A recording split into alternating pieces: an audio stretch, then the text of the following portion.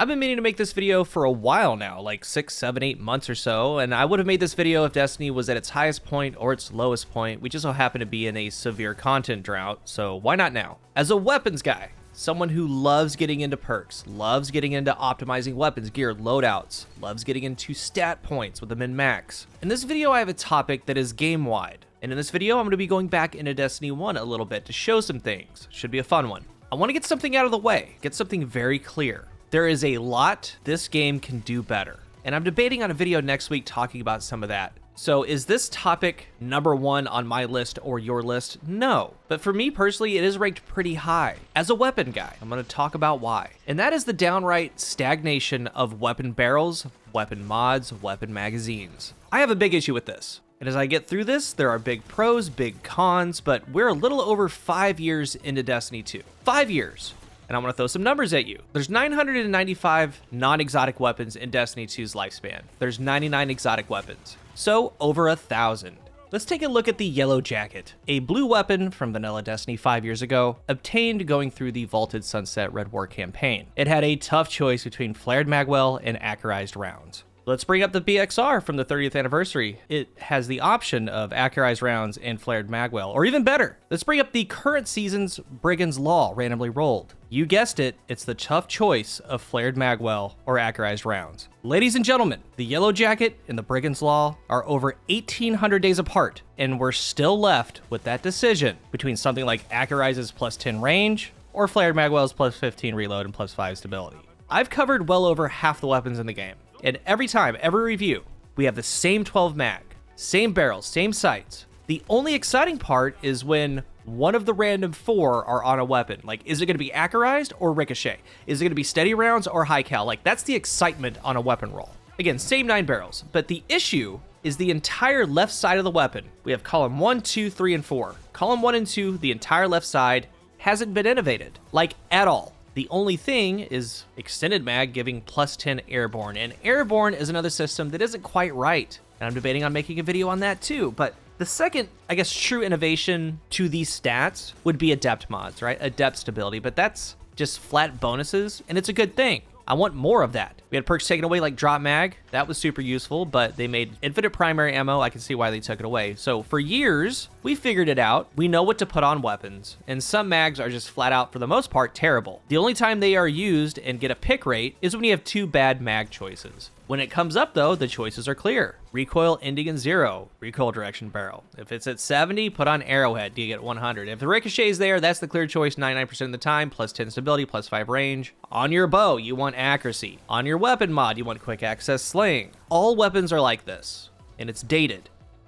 When you go back into Destiny 1, we had some very interesting choices. Ones that made you think about what you want to do with your weapon. In that mag column, there were things like quick draw, snapshot, lightweight. That was a part of the magazine column back then. But then we had things like rifled barrel, increased range, but you get a slower reload. And in Destiny 1, there was an actual cap on a stat bar for range, so something like rifled barrel would get you there. There's casket mag, more magazine, reduced stability. Reinforced barrel, more range, less stability. Injection mold, more range and stability and handling. Braced frame, it lowers your mag, but you get a big bump to your stability. Hand-laid stock, reduced range, but a massive jump to stability.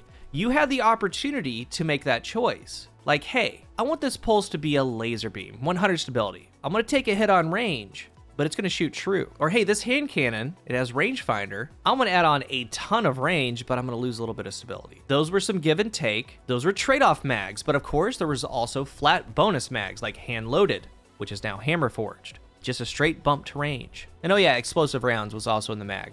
Small bore was there. D1 Ace of Spades had high cals too, but it also had perfect balance, which is D2's polygonal rifling. So plainly, there's a lot more than the 12 that we have. And with there being a lot more than 12, there's a lot more depth to a weapon than, let's say, tac mag or alloy mag, or hammer forged or small bore. The right side of a weapon has been innovated. Perks 3 and 4, column 3 and 4. Killing Wind came out, was a big deal. Heating up, incandescent. Successful warm-up, slick draw, volt shot, headstone, crushing it. They're absolutely crushing it with perk innovation. New ways to play, new ways to build. But the horrible part is the other side. That tough choice between flared and appended mag. Like, that sucks. I have hated it for years. And some of those D1 perks, they are on weapons. Hand-laid stock is on 20 exotics in Destiny 2. 20 of them. It gives a flat plus 10 stability in D2. Deadman, Collective Obligation, Suros, Vex. So, where do we go from here? There's two directions. Number one is to innovate, which I'm going to get into, or number two, stagnation. It's been 5 years, what's 5 more? If you do innovate this, it's going to send ripples, shockwaves, and there's a rabbit hole to go down. There's so many ways to do it, lots of options. But I do believe 100% there is a world, there has to be. There's a world where Column 1 and Column 2 can be innovated and the game's going to be made better for it. There has to be. So, what do? There is a chance it would create some power creep, as with anything added like this, but it's going to depend on how they do it. So one of the things they could do is just refresh what we have. Update Tac Mag, update Alloy, Flared, Ricochet, all of them. Give better bonuses, give more bonuses, maybe add some trade-offs. Rearrange the barrels, from Arrowhead all the way to Small Bore. On the sights, from Sure Shot to True Sight, refresh what we have. Same goes for the weapon mods. Radar Tuner, Freehand, Sprint Grip, Radar Booster. Like, all of them. Make them useful. Make me want to use them. And the mods are usually accounted for, right? Icarus on a hand cannon, backup mag on some weapons, quick access sling on your bow. They're accounted for.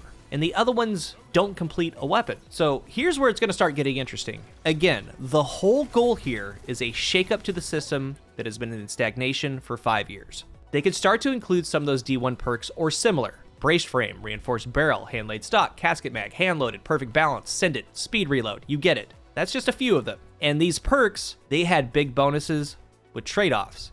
Now, they don't have to be this big in Destiny 2, but the gist of it, like perfect balance was plus 35 stability, but negative 20 range. So maybe get like Killing Wind, so you'd be super stable to win the first gunfight, and then negate that penalty with that plus 20 range. Send It was plus 50 range, but there was a 30% mag size reduction. The point here, there is an opportunity if they want, as a shakeup, to have big gains but a trade-off. Sprinkled in are going to be your hammer forges, your small bores, your flat bonuses. And I want to be clear, I don't really care about the logistics of it. The what if questions like, oh, that's going to be too many options, or that would crowd things up. Doesn't matter, because they would look at the system, they would take out magazines, they would put in magazines, they would change some things around, change bonuses. I stand firm, again, my previous statement. There's 100% a world out there where this can all be refreshed, all be shaken up, and the game's going to be better for it. Period.